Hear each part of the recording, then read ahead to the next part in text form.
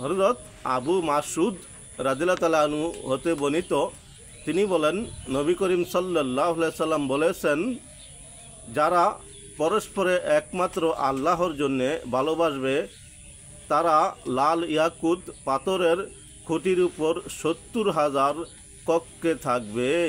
জান্নাতে তারা এমন সম্মানিত হবেন যে দুনিয়াবাসীকে যেভাবে সূর্য আলোকিত করে সেভাবে তাদের সৌন্দর্য জান্নাতবাসীকে আলোকিত করবে। জান্নাতবাসীকে বলা হবে একমাত্র আল্লাহর জন্যে পরস্পরে যারা ভালোবেসেছে তোমরা তাদের কাছে চলো, অতঃপর যখন তারা তাদের কাছে আসবে তখন তাদের সৌন্দর্য জান্নাতবাসীকে আলোকিত করবে। তাদের পোশাক হবে রেশমের, তাদের ললাটে লেখা থাকবে এরা আল্লাহর জন্যে পরস্পরে ভালোবেসেছে। হাদিস নুজহাতুল মাজালিস। তাই আসুন আমরা আল্লাহর সন্তুষ্টির জন্যে পরস্পরকে ভালোবাসি, দুনিয়া আখিরাতে কামিয়াব হই।